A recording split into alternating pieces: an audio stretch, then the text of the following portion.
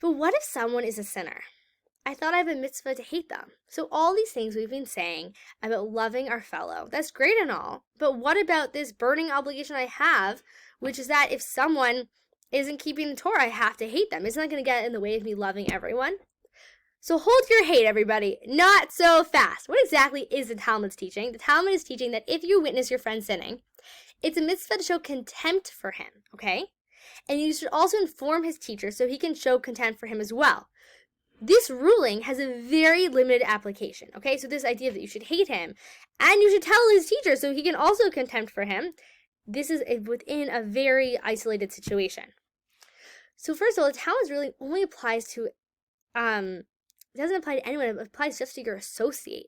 So what's your associate? It's someone who's equal in full Torah and mitzvah observance to you. Meaning this, your spiritual standing, they have to be at the exact same spiritual standing. If not, I don't have the obligation to have that contempt because they're not my associate. It has to be someone who's on your level. So, and this idea of you should actually rebuke the person, right? You should repeatedly rebuke them. This is once again only someone who's on your level, only someone who's your associate. I think this is a really beautiful idea because if you're not in the same place as someone, like who am I to judge? Who am I to understand? The person can't even hear it from me, right? If someone's way above me or way below me, like how am I going to hear it for them? But if they're really on my level, they're speaking my language, then I can really hear it from them, right? And there's a story of Tzemach Tzedek where like someone came to him for advice and really rebuke and really a path of tshuva. And until he found that sin within himself, he locked himself in a room for 3 days and fasted during the day and said to him until he really found that same issue within himself. Because if I don't have that within me, how am I going to advise you? How am I going to rebuke you? I have to find it within myself. So when I speak to you, it's coming from a place of emes. It's coming from a place of truth and honesty and in a way that you can actually hear. So these criteria are required to establish the intentionality of the sin. If the person is not like you in Torah mitzvahs, right? He's not educated and observant, then even his deliberate sins are considered as inadvertent acts. Okay, you heard it. Bava Metzia, 33b. Even if he is like you cannot be sure that the act was intentional until you've clearly rebuked him and he fails to listen.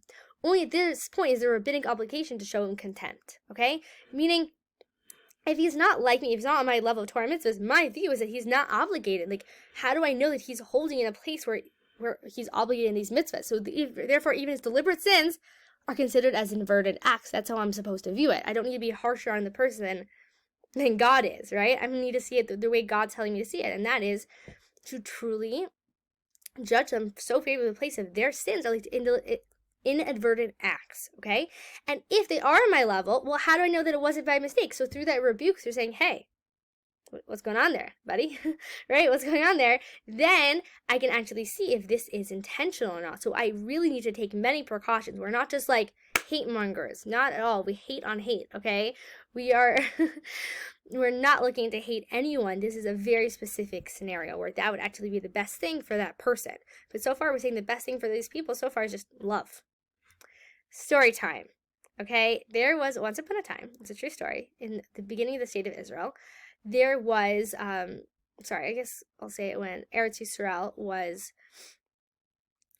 just having like people come once again after thousands of years of trickles of people here and there. This was the time when everyone was really coming and building synagogues and building shops. So there was a store in Haifa, and it was right across from a shul. And this Rav was very dedicated and very earnest. And after shul, what would happen? All those congregants would go over to the store and start buying things and hanging out.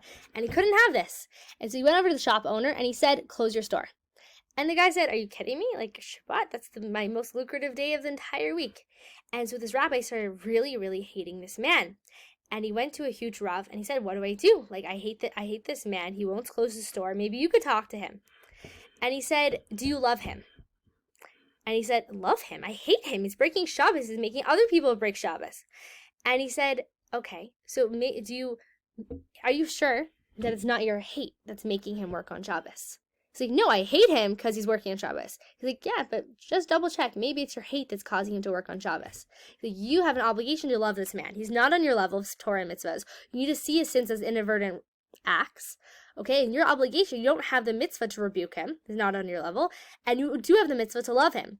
So this rabbi really worked on himself, and he got to the place of really seeing this man as a soul, and as a soul brother, and having all the same source, everything we've been saying in Tanya, chapter 32.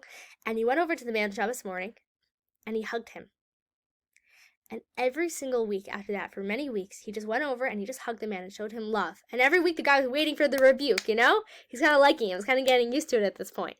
And he just went and hugged him and said, I love you, Achi, my brother.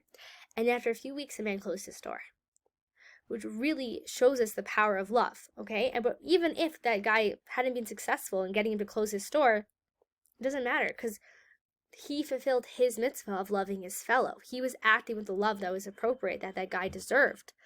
And so that's what we're really going for. Loving someone is not a manipulation to get them to do Torah and mitzvahs. Part of my obligation of Torah and mitzvahs is to love my fellow.